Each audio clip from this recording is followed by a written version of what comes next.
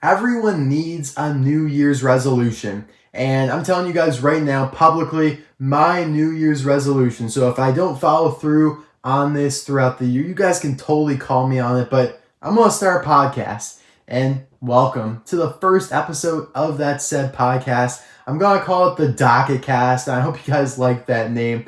I don't think it's too cheesy or anything, but I'm super pumped to get this show on the road. You know, I listen to a lot of podcasts myself in my free time or when I'm just driving to work or doing something. They're great to put on in the background so I can listen to something I enjoy while also getting something done. So I want to provide that to you as well. And I hope you guys do enjoy these. They'll be about 20 to 30 minutes long, depending on the topics I have for that day. And as you saw by the title, we do have some exciting stuff to get to. But yeah, I really don't expect many views on these podcasts because there aren't really any visuals. I will put something on the screen, but the definition of a podcast is audio. So this really will just be my voice. So if you like my voice, you'll like the podcast. And if you like my thoughts, you'll like the podcast. But if you like to see me doing something or unboxing a car, maybe you won't like it. But give it a chance at least. And yeah, you know, I just want to avoid the massive editing time. For example, my 2021 reveals breakdown video took me like 10 hours to edit. It was, a great video. I'm super proud of it, but it was gruesome. And I want to be able to churn these out at a more consistent basis. So we're going to steer away from editing like that, but you will be able to see something more than a black screen. So yeah, guys, I want to talk about Pixar's new movie Soul. Just watched it. I want to share my thoughts and maybe spur a conversation in the comments. I want to talk about primarily what's to come in January of 2021. Are we going to get off on the right foot in terms of the Disney Cars mainline? And then some smaller, more intricate topics that we'll sprinkle in. And let's just begin. I'm really excited for this, guys. This is a new step here on the channel. I think the most appropriate way to start is by wishing you all a happy new year. We made it through 2020. It was a pretty terrible year, and I think it's safe to say that maybe you had a great year, and I'm very happy for you. And it's not like I had a terrible year or anything like that, but it just wasn't what I expected it to be. I really got to know my walls of my house, and I think that's really all you could say about the year. I'm really looking forward to 2021. I can't believe it. I'm actually 20 years old now. I'm not even a teenager anymore, and so this is just kind of showing that I'm grown up. I have not really grown up. I'm still a kid. I mean, look at me. I have a massive Disney Cars collection, but that's okay. And so yeah, guys, getting back on track here with 2021, we're already 3 singles cases into the year in terms of the diecast mainline. And that's usually where we're at. This is where we were at last year, kind of where we were at the year before. And it's always good to be at this spot. It's a nice head start and it allows us to just kind of jump right into the year and enjoy it. As for those singles cases, we've gotten 8 new cars so far. I talked about this in my previous videos, and I think they've all been really solid so far. We got Floyd Morgan, Track Damage Cruz Ramirez. Then in case B, we got Racing Start Luigi and Guido, which is probably the weakest of all of them so far. Also in that case was the Will Rush Next Gen Vinyl Toupe, Racing Red Mater, and then in case C, we got Easy Idle Tractor, Caleb Worley, and Hot Rod River Scott.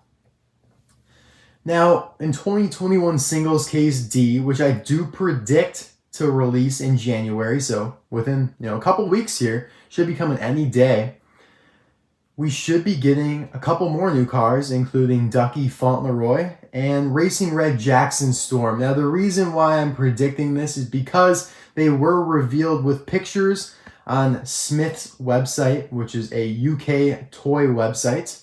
So I'm not just pulling this out of thin air, and I don't have a secret source or anything. It's just kind of logical to guess that. The other cars in the case should be, I think we're getting Aiden, the next gen trainee, the orange one. Mama Bernoulli, Carney Carspur, probably Mildred Bylane in this case as well. But the new cars are Racing Red Jackson Storm and Ducky Fauntleroy. I think Suki might also be in the case, so it's shaping up to be a really nice case. Ducky is another racing legend like Caleb Worley. He shares the same model as Randy Lawson, and I think he looks awesome. His name in Spanish is Donald Duck. I mean, you just can't go wrong with that. And then Racing Red Jackson Storm looks incredible. I'm not super happy though with the choice. Like, if I were told, like, Disney Docket, you can choose 6 cars that we're going to produce in a metallic red paint this year, I would not pick Jackson Storm. The reason why is because last year we got a blue metallic and a silver Jackson Storm. That's enough. Like, literally, I'm good now. Like, please, let's go on to some other characters. I don't need to look at my shelf and see a red Jackson, a silver Jackson, and a blue Jackson. I mean, I guess you can make the American flag now with Jackson, but I don't know. I would have picked, like, Fillmore. I think that would just look incredible. Like, or a metallic Fillmore. Like, let's just start there. Just picture a metallic turquoise. I think that would be gorgeous. But seriously, all things considered, I would go with Doc Hudson. I just don't think there's any other logical choice than Doc Hudson. Now, the other releases that we do know are coming in the series are Francesco Bernoulli. Again, silly. He's already red. I don't know why they would pick that. Whatever. They already even released a metallic Francesco. Sally, however, that's a good one. We will be getting her. Dinoco Cruz Ramirez. Okay, I guess so. And probably a Lightning McQueen as well. That would be my guess. But those other ones are confirmed. But I think Doc Hudson is just a no-brainer. Like, come on. Just a solid body of work. Like, it's not like you have a lot of decals to mix and work with. I don't know. Doc Hudson really should get more love. He should get a metallic release. He should get a silver release, etc., etc. Tomica knows what's up. You know, the Japanese toy company Tomica, they made a silver a silver Doc Hudson. And Mattel is just not there yet. They aren't at that level of intellectuality as Tomy and us collectors are. So that's 2021 Singles Case D.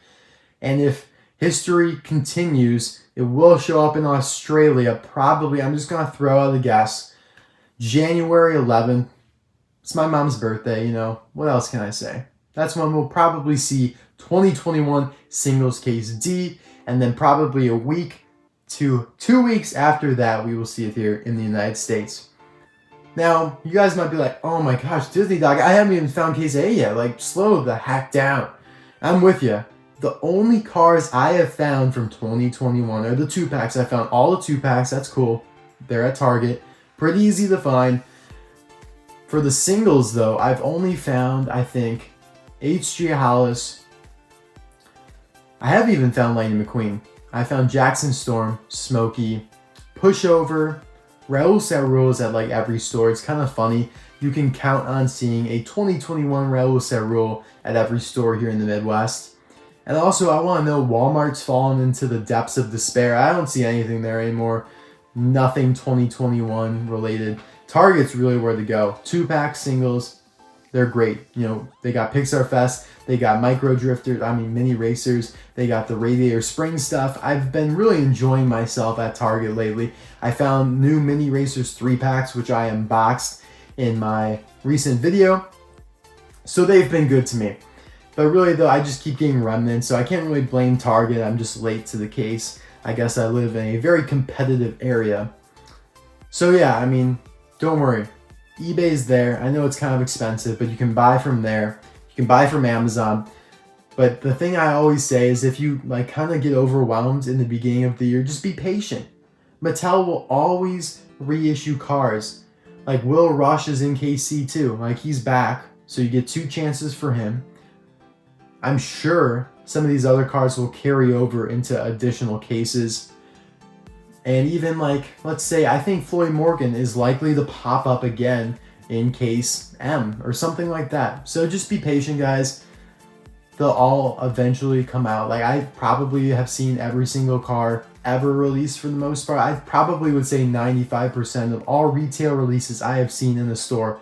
But probably, I would say 80% of those 95% I didn't see until several months after their initial release. And I hope that made sense, but the moral of the story is just to be patient.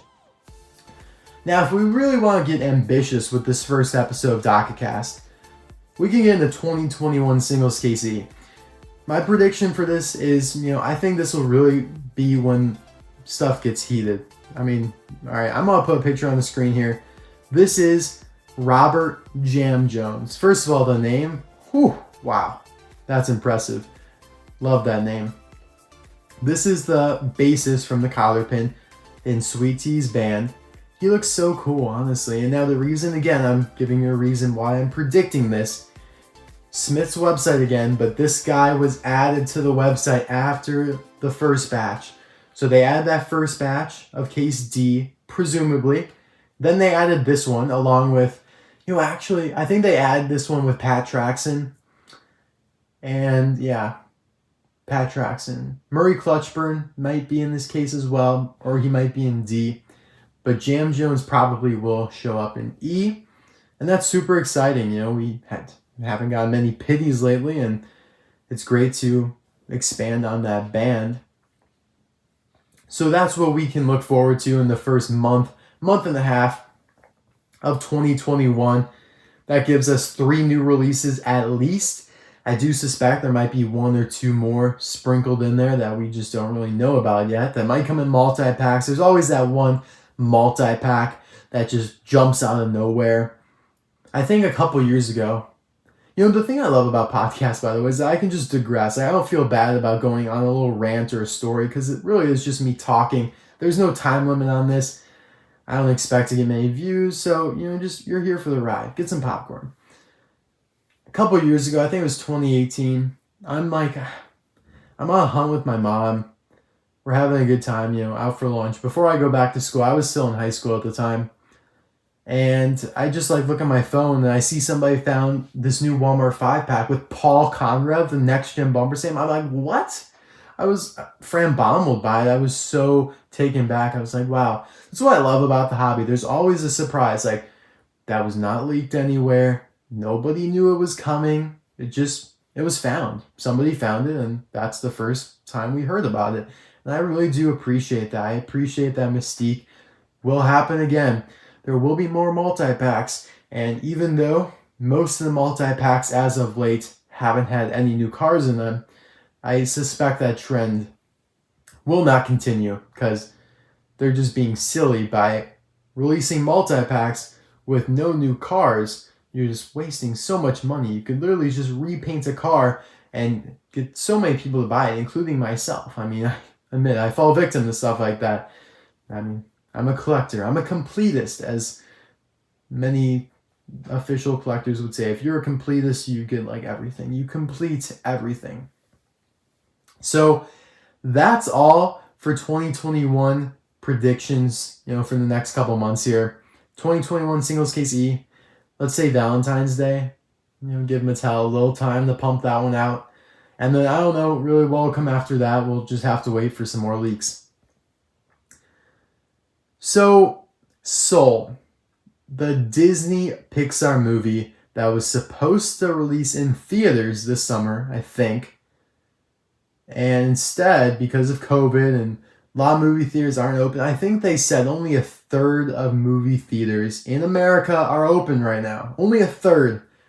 That's ridiculous. There's only 3 movie theaters I can think of around me, and one I would never ever go to. Actually, yeah, there's 3.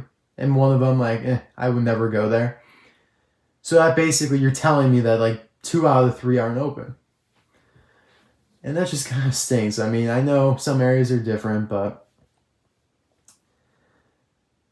it just, COVID stinks.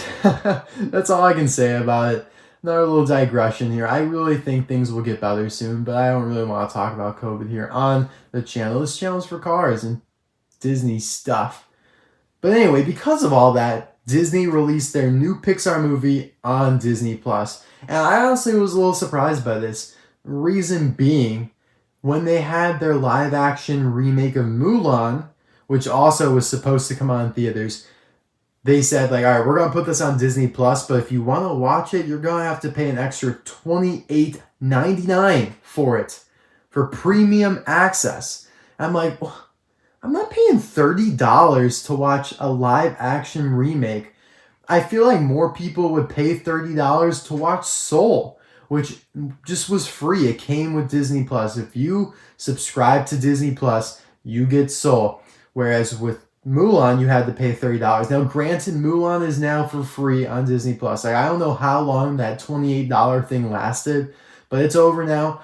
I hope maybe I can watch Mulan. Like, it seems like an okay movie. 73% Rotten Tomatoes. I don't give much credence to that or credit, but anywho, I was shocked that they did this and they made it free. I mean, I'm glad they did. But I also kind of thought they would try and jam it into theaters. Like, Wonder Woman is being, at least in some capacity, like Wonder Woman's also being streamed on HBO Max. So I thought they would be like, we're going to put this in movie theaters, but we're also going to put this in Disney Plus. But they didn't do that. They just were like, no, we're just going to put it on Disney Plus and call it a day. I mean, makes my life easier. Okay, I'll take it. Just a surprising decision for me. So I watched it with my parents, and you know what?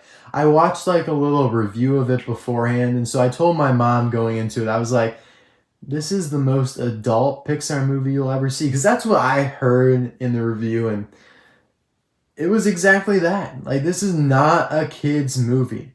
People think, misconception, people think that Pixar movies are kids' movies, even though they're animated. Or that's why they think they're kids' movies, because they're animated. And now a lot of people are, they know these days, like, Pixar puts a lot of adult, mature themes, so parents can still enjoy these animations while taking their kids to see them. So it's not like a snore fest. And they really do that masterfully. I think they really do it too masterfully now, because this movie really is not a kid's movie.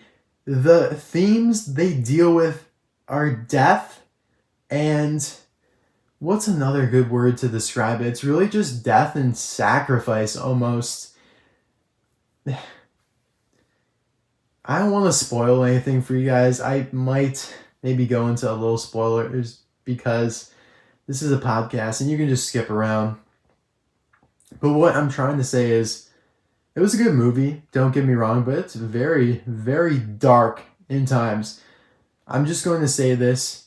It's in the trailer, so it's not a spoiler. But the guy dies within the first couple minutes of the movie. I was just like, wow, that's new for Pixar. He's just dead. The main character is dead. And you really think the whole movie, like, will he survive? You really don't know. Will he survive? Like, will he live that fall? Because he fell into like a manhole. You don't know. And I think it was a really touching movie, really emotional for some people who can relate to it more. For me, I really couldn't relate to it as much because I'm not at that age yet. This guy in the movie, he just wants to have a shot at success. He wants pretty much a shot at fame. He wants to be famous. He wants to have his own like music gig and stuff like that.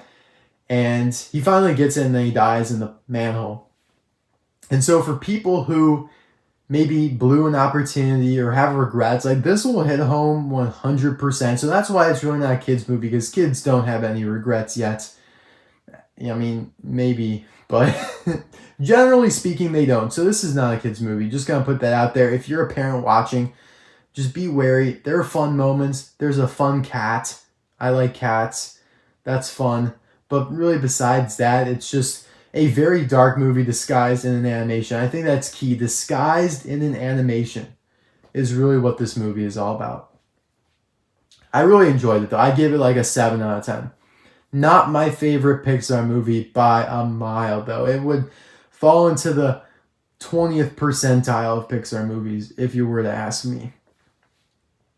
So I'm going to take a short break, and then we're going to delve into a couple smaller topics to round out the first episode of Docketcast. Alright, so I'm back, and I really hope you guys enjoyed that first part of the first ever episode of Docketcast. I personally really just had fun talking in a casual, free atmosphere about cars and soul. It was great, Just love to be able to share my thoughts with you guys. And I hope you guys enjoyed it. And please let me know what you guys think in the comments below. This is not a one-sided debate. I want to talk with you guys in the comments. I will respond to all comments that are qualified. I mean, some people just leave like one word or two words. I can't respond to that. I mean, I receive hundreds of comments a day. But anywho, now I want to talk about another Disney Plus thing. This one, however, is not yet released. January 15th, Wandavision comes out. The first episode does. Now, Wandavision is the first Marvel show to debut on Disney Plus, starring Elizabeth Olsen as Scarlet Witch, or really Wanda Maximoff, and then Paul Bettany as Vision. So, if you aren't a true, or I don't know what to say, if you aren't a hardcore Marvel fan, I would probably put myself more toward hardcore than just a moderate fan. But yeah, I will give you some background on this so you can go into the show just knowing what to expect. Vision is dead. Vision died in Avengers Infinity War. Stone Cold, he was not brought back in Endgame as many other characters were. So, I mean, that obviously leaves a lot of people to be like, well, how is he in the show then? So, Scarlet Witch, played by Elizabeth Olsen, she was snapped away in Avengers Infinity War, but then brought back in Endgame. And she seemed pretty brutal. She was quite driven to fight Thanos. And it was a really cool scene and all that. And she just seemed like a little changed in that. And I think we will see more of that in the show. She obviously lost Vision, like I said. Vision died in the third Avengers movie, Avengers Infinity War. And he was not brought back. He's dead. And he was a machine, but the thing is, he needed the Mind Stone to live, and the Mind Stone is now, I don't know honestly where the Mind Stone do be at these days. I think, where did they get the Mind Stone from? It came out of Loki's scepter, actually, so who knows where it really is at these days. Probably Captain America returned it to its original timeline, but that would mean giving it back to Hydra. But I guess who cares about that timeline? It really does kind of confuse me. But anyway, the point is, Wanda, her powers, they allow her to like manipulate reality and stuff. So she's creating a world in this series, a fake world. So that's why everything looks a little trippy in the trailers. Like she's literally going through the decades, like the 60s into the 70s into the 80s. Her hairstyle is changing. It's going from black and white to color. You can see all the differences, and it's really cool. I really wonder how they'll blend that. I don't know if each episode will be like a different year, different decade. We'll see how it plays out, but Vision is like, he's fake. It's just kind of like in her mind. She's making him up. And it'll be interesting to see how that plays out, because you can only appease yourself with something fake for so long, at least in my opinion. And there's obviously some governmental forces in this. The guy from Ant-Man and the Wasp is in this. The agent, I don't know, was the FBI? Something like that. He's in it, which is cool. It's great to see recurring characters. Darby, the girl from Thor, the first Thor movie and the second one, who was friends with Natalie Portman's character Jane. She's back. I don't know what she's doing. I mean, I don't know how she has any relation to this show at all, but she's in it. So that's cool. Again, some more characters that we haven't seen in a while. But all in all, I'm just really excited to watch this show. It seems like it'll be a ton of fun. Haven't had any Marvel content in a long time. The last Marvel content to be released was Spider-Man Far From Home in July of 2019. Wow, that was a long time ago. Like, I literally thought I even got it wrong there, but no, that's accurate. That was a year and a half ago. Yikes. That's sad. So I'm so excited for this. I'm more excited for The Winter Soldier and The Falcon, which will come out in March, and then Loki will come out in May. So those are two more shows that will come out to Disney+. I am more looking forward to those two than this one, but this one still should be great. I'm literally just kind of judging a book by its cover. I just prefer those characters more than Wanda and Vision. So that'll be cool. Now, to end off the first episode of Docketcast, I want to talk about something that I think will really be informative. It'll really help you guys if you are into collecting cars. And that is appreciation and valuation. I think those are the words. I'm kind of tired right now, but I want to predict what cars from the 2020 year will become the rarest a couple years from now. It really won't even take that long. Stuff goes up in value quickly. If you look at stuff from 2018, if you look at Rev Rodages from 2018, a car I didn't think would become rare, he has become quite rare. And by rare, I mean it's gone up a lot in value. I don't know, actually, I don't want to say a lot, but more than you would think. Like Rev Rodages, a single release who you could have purchased at Target, who I found at Target many times for $3 and something cents, now goes for $40 to $50 on eBay. That's insane. It's only been 2 years, not even. He came out in like spring of 2018. Not even been 2 years yet. And he's already going for way more than he originally sold for. So, I mean, we'll talk about stuff like that. Stuff that I think will end up being like Rev Rodages or being like Max Schnell's Pity from 2016, who is nearly extinct. It's like a woolly mammoth. It's even worse than that. There aren't any little cells that you can clone. Max Schnell's Pity is gone.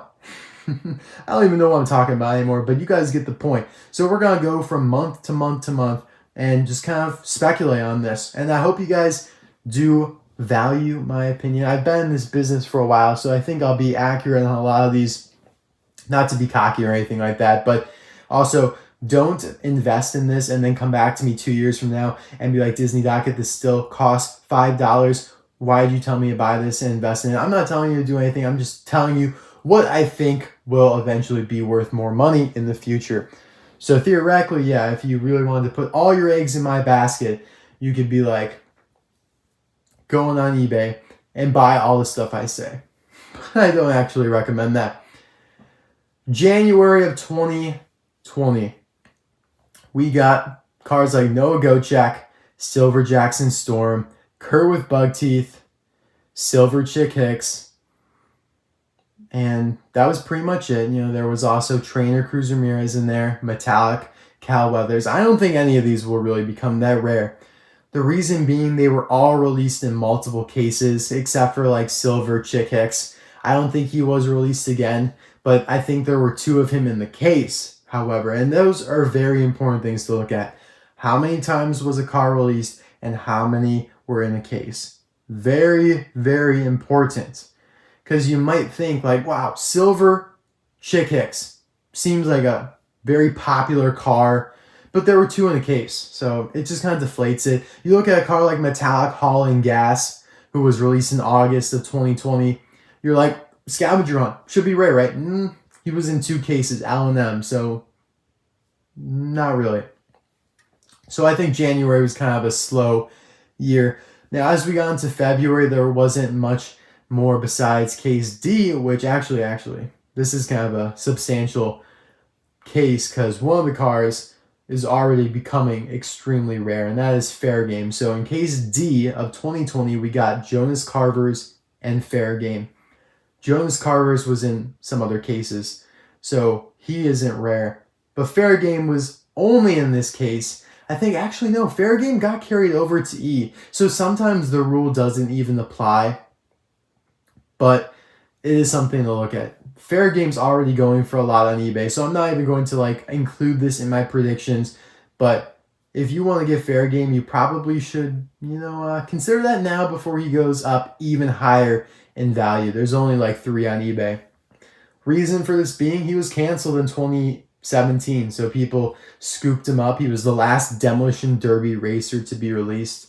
Some of those like big titles like that, like last Demolition Derby racer, uncanceled. People go nuts for that stuff. And that leads me into my first real prediction.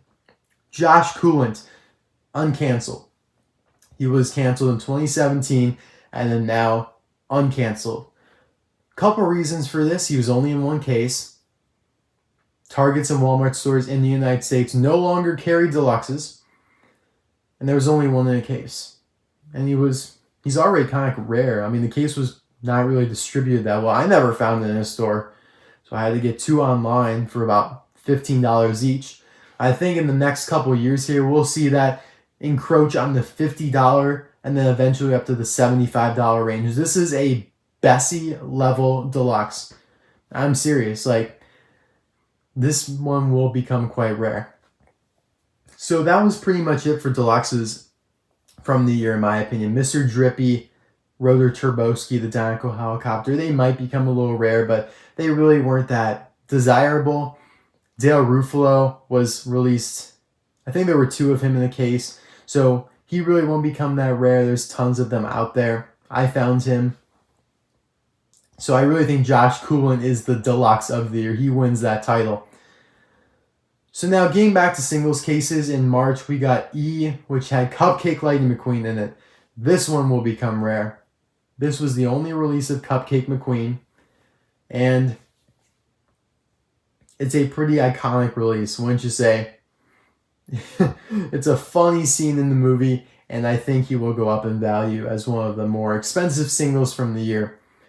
Muddy Rusty's Racing McQueen from case F, the next case after that. Again, the only release for him, he was only in that case. I never found that one either. That one should become pretty rare. You can say the same thing for like Silver the King, but I don't know why. Some cars are just inexplicably not rare. Like these silver scavenger hunt cars, stuff like that. Some of them, they just fall flat.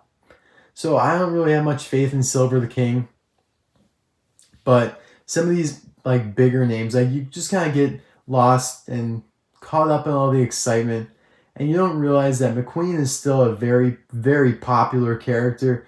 He is the most purchased character, I'll tell you right now. Like, casual fans for sure. Like, they're going to go into the store and they're going to buy a Lightning McQueen. They're not going to buy a Clovis Rid, or they're not going to buy a Pam Wheel, or they're not going to buy a Jenny Tolan, just random cars like that. They're going to buy the Lightning McQueen. So that's why those become a little more rare. Or rarer, I should say. So moving into May, April, that whole region, we got case G, Aaron Clocker, Metallic Jonas Carvers. No, not really feeling it with them. Those were both released again. Although, except for Metallic Jonas Carvers, most Metallics are only 1 per case. And so, sure, he'll become a little rare, but not like some of these other ones that we're talking about here. So then we progress on to June, which saw case H, case J. So this is J. It's funny. Case H had J in it, which is the next gen trainee. Holly Schiffwell.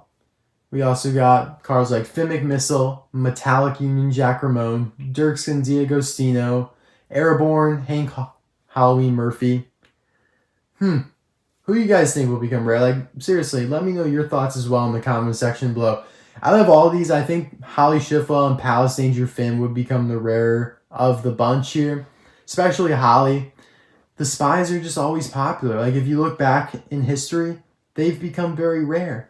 You can't find a Fimic Missile from Porta Corsa, the Porta Corsa 2011 card back, for less than like $20. And that's ridiculous considering he was the biggest peg warmer during that time. Like, you literally would go into a Target and you would find pegs upon pegs of Fimic Missile, and now he's $20 on eBay. Like, what happened there? Spies are popular. Just kind of how it goes. I mean, it just kind of a test of time, and I'm using the history to predict what will happen here in the future. So we're going to fast forward a little bit to Pixar Fest. I think these will become quite rare. They were very abundant, but for a short period of time, they're special, they're metallic, and yeah, I mean, they were exclusive to a store. Store exclusives always kind of get you in the butt. They nip you in the butt. They're like, kind of sweep under your nose, and you're like, wow, I didn't think that would become rare. But you look in the past at Target exclusives, Ice Racers, you look at other store exclusives, they're rare now. Carnival Racers exclusive to Target that you saw probably every single time you went into Target during that year. They're rare nowadays, believe it or not. They're very, very rare. So I'm just telling you guys, just giving you a warning. Pixar Fest, those will probably go extinct in a couple years. Now, you also might ask about the Radiator Springs series that's exclusive to Target. These were much more abundant, but they are likely to still become rare, especially the later ones released, like Lizzie, Fillmore, Luigi, and Guido. Those ones, oh man, snag those up if you see those. Those are liable to become quite rare. Now, getting back to some singles released in August here, you have Ben Dordan. Nah, he was released in a couple cases. Metallic Holland Gas, he'll be pretty normal. Metallic Brand New Mater was only in case out, so he could come out in a couple years as a $30 car. I wouldn't be surprised. That's why he's different from Holland Gas. I'm just going to tell you guys right now. He is different from Holland Gas because he was only in one case. You have Hydraulic Florida Ramon. Not at all. You have Fabulous Hudson Horn with Tire. Yeah, I would say he would become quite rare. You have Doc Hudson, a main classic character. Only one per case. Only one case. Metallic Snot Rod. Yeah, he is liable to become quite rare as well. Some of these other ones, though, you might say like Slider Petrowski, 2 per case. Dirks and D'Agostino, there was 2 of him. There's Paunchy Wipeout. All of these probably won't become that valuable in the future, but Piston Cup racers have a sneaky way about them. If we look back to 2014, 2015, and 2016, and actually the early part of 2017, all of those Piston Cup racers, for the most part, are quite rare. Surprisingly so. Brush Kerber, Kevin Shiftwright, Eugene Carbureski, Misty Motorcraft, Rusty Cornfuel, or Krusty Rotor. Oh my gosh. Some of those are $50 items. They're big ticket items. So if you told me Disney Docket 3 years from now, if you want a 2020 Claude Scruggs, you better have $20 in your pocket. I wouldn't be surprised. But because they really did put like a lot of them in cases this year, I do think they'll have a little less of an effect. So Super Chase this year was Metallic Transforming McQueen. Yeah. Yeah, he'll be quite rare. If Cruz Ramirez as Crazy 8 Francis Baldwin, or what they call her, Crazy 8 Cruz Ramirez as Francis Baldwin, if she became extinct for the most part, like Google her on eBay, trust me, she's not really there at all. There's like 2. If she became that rare, then Metallic Transforming McQueen will become at least as rare. In my eyes, he's a much better release generally, and I also think he was a little rare. I never found him. I know people found him a lot at Walmart. I never did personally, but yeah, I personally think this guy, he never really came down to that like trough price on eBay. I watch prices on eBay a lot, and I was hoping he would dip down into the $18, $20 range. He never did. He stayed at $30 for most of the time. And when I see that, that tells me people like this car, and there aren't many of them out there. So that pretty much sums up the year for me. Multi-packs, there weren't many this year. Just those big ones. They won't become that rare. I mean, at least relative to their retail price of $44.99. You'll maybe see them for $70, but all things considered, that's not that much of an appreciation in value. I don't think many mini racers will become that rare this year. Junior Moon and Francesco Bernoulli probably have the biggest upside if you're in the mini racers, just because they were like 1 per case, or there were few of them per case, and they were only in like 1 case. And I believe that is all. Fan favorites, kind of. There was a lot of them. Luigi and Guido and Flo might become a little rare. I'm trying to think of some other things. You know, these podcasts will not have a script. I want to just be able to do this casually, so I hope I'm not rambling to you guys or kind of just going wildly off into different tangents. I think I'm pretty good at just staying on track and remembering what I need to talk about, but I'm pretty sure that's it. I think I named some good ones. Josh Coolin is my best pick in my opinion. I really do like that pick. I like Pixar Fest a lot. Those ones, I would tell you right now, are the most likely to become rare. And by rare, I mean like they go up 1,000% value over the next couple years here. So that pretty much does it for the first episode of Docketcast. I'm really proud of how this came out. I hope you guys enjoyed it. Let me know if you want to see any improvements, and please comment topics for me to do. I won't be able to come up with topics all day long, so please let me know what you guys think I should talk about, and I will likely put it here, and I'll give you guys a shout out as well, because this is just going to be a casual way of me to talk to you guys. And yeah, let me know your thoughts, and I'll see you guys soon for another episode of Docketcast. Bye now.